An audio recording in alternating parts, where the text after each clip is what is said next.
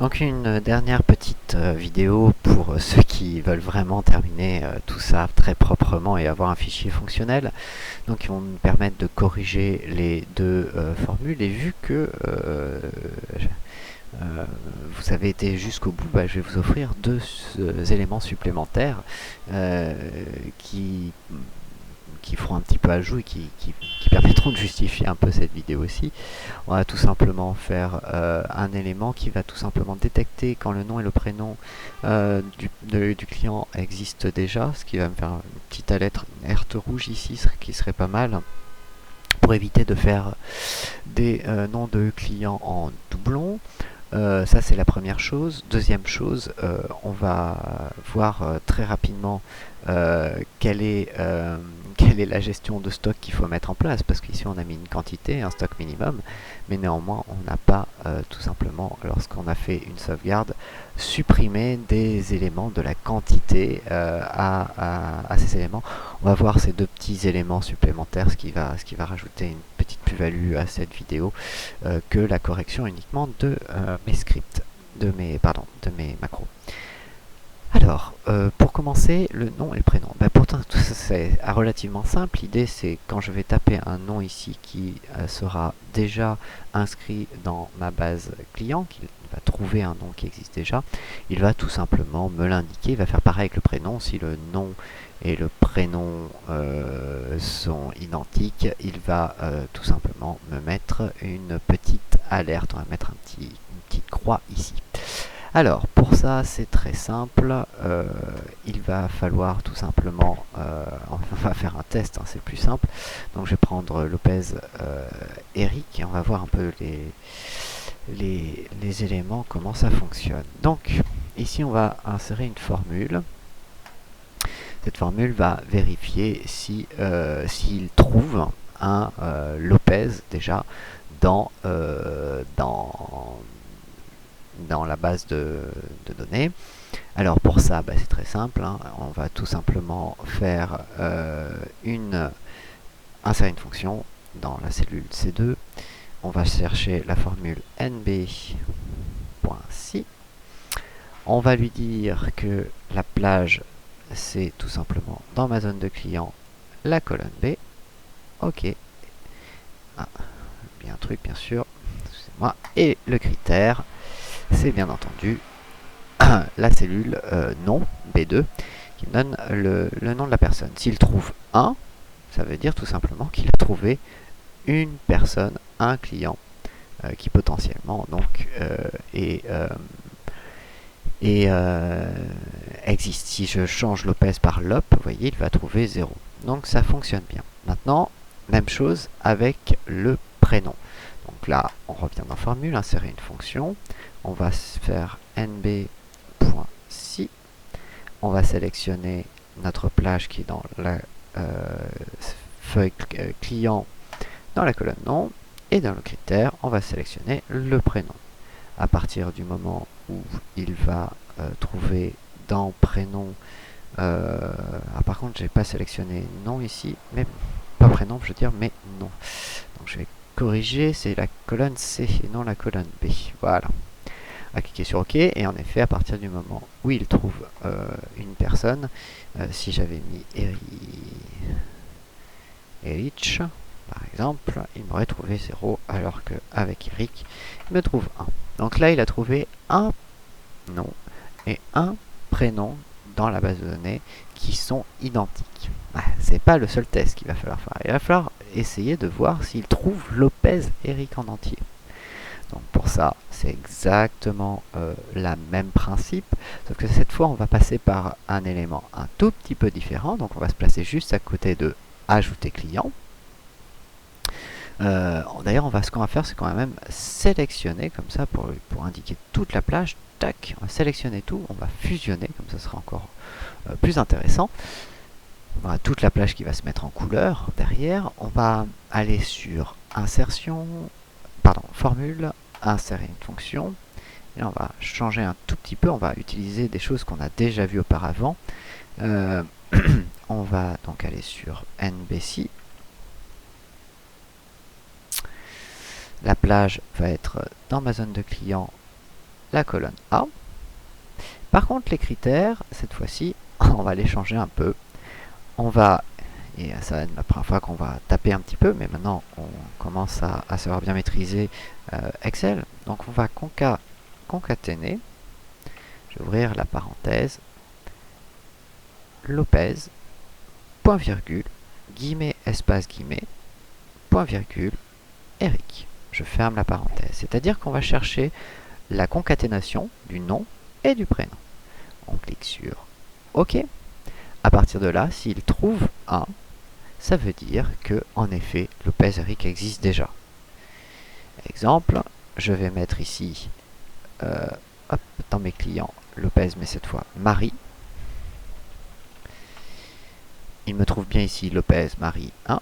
Il me trouve bien ici, donc il me trouve bien le nom, il me trouve bien le prénom. Mais par contre, si je regarde ici, il ne me trouve pas Lopez Marie, mais bien 0. Donc ça fonctionne. On va quand même mettre tout ça avec des couleurs, histoire de voir un peu mieux, les éléments quand ils s'affichent. Alors, pour ça, c'est très simple. On va sélectionner la dernière cellule qui est sous notre bouton Ajouter un client. On va aller sur Accueil, mise en forme conditionnelle, réglant de mise en surbrillance des cellules, et on va mettre est égal à la valeur 1. Et on clique sur OK. À partir du moment où Lopez Marie n'est pas trouvé en base de données, pas de souci. À partir du moment où je mets Eric, ici, il va me mettre la zone en rouge et donc m'indiquer que mon client existe déjà. Voilà, c'était une méthode toute simple pour pouvoir se faire un petit élément visuel pour dire attention, il y a déjà une personne qui s'appelle Lopez Eric. Bon, ça c'était même pas vraiment fonctionnel, c'était plus pour vous expliquer un peu comment ça fonctionnait et passer à la dernière étape. Donc on peut le supprimer, ça fonctionne. Alors, deuxième chose, on n'a pas parlé, et ça c'est un peu plus complexe, et c'est assez important, du stock. C'est que à chaque fois que je fais une facture et que je sauvegarde cette facture, il faut que mon stock, bien entendu, diminue. Sinon, ça ne peut pas marcher.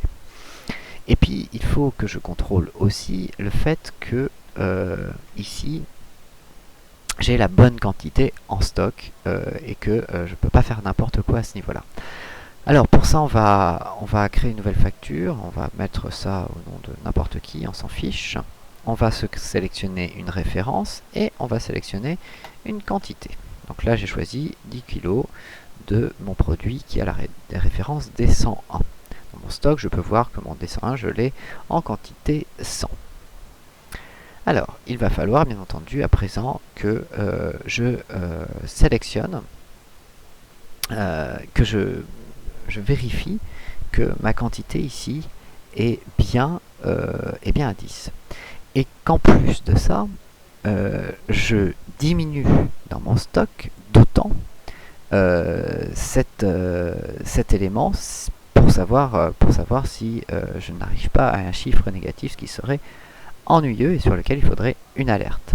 Mais grosso modo, c'est pas excessivement compliqué. C'est un peu long, mais pas très très compliqué. L'idée de base, en fait, ça va être de faire des tableaux annexes dans cette partie-là, comme on l'avait fait tout à l'heure pour, vous vous souvenez, gérer notre prix unitaire hors taxe et notre total hors taxe et notre TVA. L'idée ici, ça va être tout simplement de réduire avec un élément annexe, de réduire tout simplement la quantité de notre stock et ensuite quand on sauvegardera la facture de tout simplement faire la soustraction de ce stock, sauvegarder finalement mon stock. Alors pour ça on va tout simplement faire une recherche de ma désignation et on va soustraire donc cet élément directement dans le stock. Donc pour ça on va se mettre ici, on va mettre une nouvelle, donc on va se mettre dans notre feuille de stock, on va se mettre un nouvel onglet, facture en cours, hop, on va renvoyer la ligne, facture en cours, Hein. Alors, on va tout simplement faire utiliser une formule que l'on a déjà vue. Ça va être tout simplement la formule SUMSI. Donc pour ça, on va sélectionner insérer une fonction. On va sélectionner SUMSI. La plage de critères, ça va être tout simplement dans notre facture la zone désignation. Alors la zone désignation, hop, on va la sélectionner correctement. Donc de C10 à C40. Cette zone sera toujours la même. Donc on va la bloquer. Pour ça, je vais sur C10 et j'appuie sur F4. Et ensuite, je mets mon curseur sur C40 ici et j'appuie sur la touche F4, ce qui va me rajouter un $, devant le C, un $, devant le 10, un $, devant le C et un $, devant le 14, qui va me bloquer totalement ma zone de recherche. Ensuite, on va parler du critère. Le critère, ça va être tout simplement le nom, ma désignation. Enfin, on va parler de la somme, de la plage de la somme. Ça va être tout simplement, je ne sais pas si c'est une bonne idée de faire la recherche sur la désignation, c'est pas une très bonne idée finalement. On va faire plutôt la désignation, on va plutôt rechercher sur la référence, ce sera quand même beaucoup mieux. C'est-à-dire non pas la cellule AC10 mais A10 et A40, ce sera quand même vachement mieux. Donc du coup pour le critère, ce sera la colonne A2 qui nous permet de rechercher la référence. Et enfin, on va faire la somme d'une plage. Donc la somme d'une plage, c'est tout simplement, hop, on revient sur facture. La quantité, c'est ça qui va nous permettre de savoir combien on a sélectionné d'une des références. Donc ici, j'ai ma quantité. Il faut bien penser à bloquer, puisque c'est toujours la même plage que l'on va calculer. On va bloquer donc à l'aide de la touche F4 et B10 et B40, ce qui va nous donner $B, $10, $B, $40. Voilà. Grâce à ça, maintenant, on a tous nos éléments prêts à faire feu. On va cliquer sur OK et il va nous trouver qu'en effet, pour l'anchoïde, j'ai pour l'instant dans la facture en cours 10 anchoïdes qui sont en commande. On va essayer, on va prendre un élément de chaque pour voir que tout ça fonctionne bien. Donc là, je vais prendre un HO, j'ai en commandé 5. Je vais prendre un H101, j'ai en commandé 4. Un O, 3. Un C, 10. Et enfin un DH115, j'ai en commandé 50. Voilà. Si je reviens sur mon stock, je peux voir qu'en effet, dans ma facture en cours, ici, j'ai bien 10, 5, 4, 3, 10 et 50, c'est-à-dire les éléments que j'ai sélectionnés dans ma facture. Donc tout ça fonctionne parfaitement. Bien entendu, après l'avoir fait la facture en cours, il va falloir calculer, bien entendu, le stock après facture. C'est-à-dire qu'on va tout simplement calculer, si la facture est sauvegardée, combien il me reste dans mon stock. Bah ça c'est très simple, c'est tout simplement la quantité, donc c'est égal à E2 moins la facture en cours. Et ça, je le duplique vers le bas. J'obtiens comme ceci chaque élément chaque élément après soustraction finalement. Et ce que l'on peut voir, c'est que à un moment donné, je vais tomber sur des valeurs qui peuvent être de 0, voire moins. Et c'est là où la rupture est là où il doit y avoir des alertes. Alors, on va regarder un petit peu ça. Ici, on va commander au lieu de 50, on va en commander 100. Tac. À partir de là, dans mon stock, j'arrive à moins 50 maintenant. Donc là, il va falloir obligatoirement mettre une alerte, lui dire « Oh là là, ce n'est pas possible, il manque obligatoirement un élément. » Et pour ceci, il va falloir tout simplement lui indiquer une erreur dans la facture. Et on va faire tout simplement une erreur de stock. Donc pour ça, on va sélectionner ici toutes les colonnes qui sont là de A jusqu'à G et on va fusionner. On va bien entendu utiliser une gentille petite formule. Cette formule, ça va être une formule conditionnelle. On va aller donc sur formule logique si. Et on va lui dire si le minimum de, dans mon historique facture, dans mon stock, de mon stock après facture, si mon minimum est plus petit que 0, alors ça veut dire qu'il y a un élément qui est en rupture de stock. Et là, on va lui dire attention, rupture de stock. Si c'est faux, on va lui dire guillemets, c'est-à-dire rien du tout. Je vais copier le texte attention rupture de stock puisqu'il va nous servir tout à l'heure. Je vais cliquer sur OK.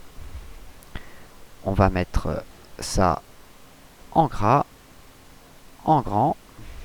Voilà. Et très important, on va mettre une mise en forme conditionnelle. On va lui dire que lorsque le texte contient attention rupture de stock, donc on va coller ce que j'ai copié tout à l'heure, on va cliquer sur OK, il va se mettre en rouge. Ah, ça n'a point fonctionné. Attention, rupture de stock. Qu'est-ce qu'il n'aime pas là-dedans? Voilà. On va cliquer sur OK, c'était les guillemets qu'il n'aimait pas.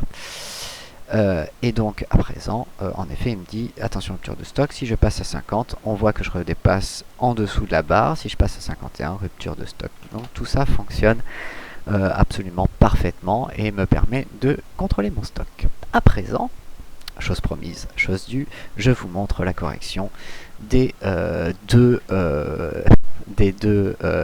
éléments. Donc nouvelle facture, ça n'a pas bougé, ça marche toujours pareil. Sauvegarder par contre, ça va changer. Donc pour ça, c'est très simple, on va tout simplement refaire la même opération que tout à l'heure, mais en prenant d'autres éléments en compte. Donc bien entendu, on parle ici de l'historique de facture. On va faire la sauvegarde, on va faire ce bouton là dans un premier temps. Donc je vais vous le montrer tout simplement.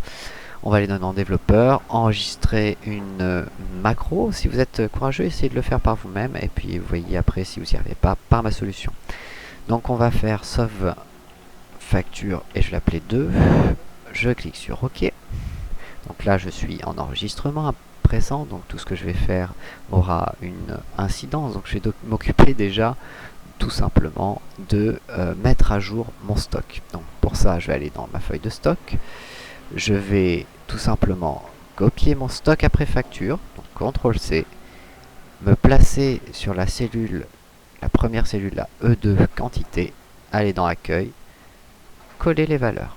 À présent, ici, on peut voir que il va me déclencher une rupture de stock. Ce qui est normal, c'est que après, ça va tout simplement prendre en compte les nouvelles valeurs au niveau des quantités. Ensuite, je vais aller faire l'historique des factures. Il va falloir bien entendu que je fasse l'historique des factures. Donc pour ça, c'est très simple. Je vais faire insertion sur la ligne 2, insertion pour insérer un nouvel élément. Ensuite, je vais cliquer sur ici sur mon nombre val que j'avais trouvé là pour mettre le numéro de facture. Je vais le copier et je vais venir ici. Ah, j'ai effacé la mise en forme, ce sera plus joli. Je vais venir donc le copier. Hop, le coller en tant que valeur. Je refais une copie, donc je recopie cette valeur. Je vais dans facture et je viens la coller ici en tant que valeur dans mon numéro de facture. Enfin, je vais à présent coller les éléments qui me font besoin dans ma facture, à savoir le nom, le prénom, que je viens copier ici et que je viens coller dans mon historique facture ici, coller des valeurs.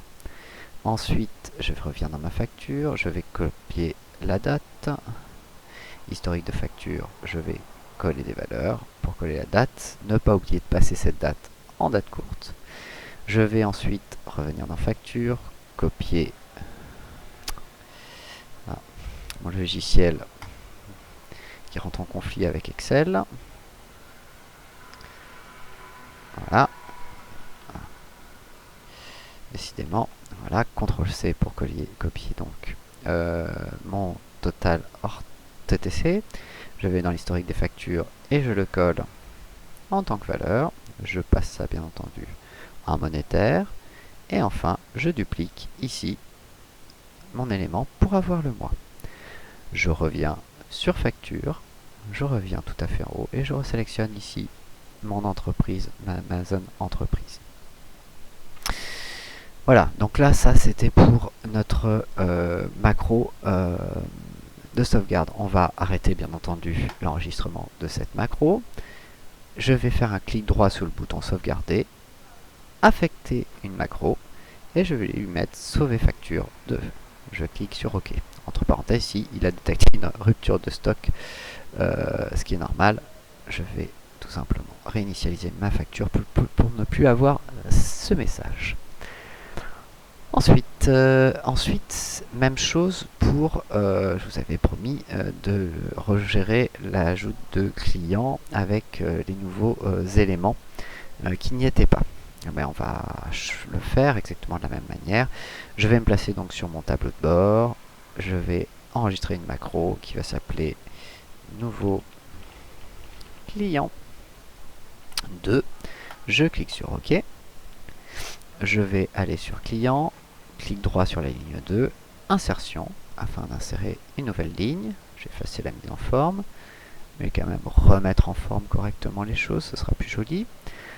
Je vais dupliquer déjà mon identifiant, ce sera fait, vers le haut. Pareil pour ici, je vais dupliquer le montant, je vais dupliquer la facture, bien entendu. Et ensuite, je vais venir tranquillement dans mon tableau de bord, copier le nom de mon client, le coller en tant que valeur, le prénom, le coller en tant que valeur, l'adresse, le coller en tant que valeur, le code postal, le coller en tant que valeur, la ville, le coller en tant que valeur, et enfin le tel que je vais coller en tant que valeur. Voilà. Je vais arrêter ma macro, donc dans développeur, arrêter l'enregistrement ou en appuyant sur le petit bouton en bas. Je vais faire un clic droit sur ajouter un client, affecter une macro, nouveau client 2, et à présent tout fonctionne parfaitement. Je vais juste supprimer la ligne que je viens de rajouter là qui me sert strictement à rien. Pac. Voilà. Donc clic droit supprimer pour supprimer. Cette fois, on a fait le tour de cet exercice. L'exercice est bien terminé. Je vous souhaite de bonne formation en ma compagnie sur d'autres éléments. Bonne continuation.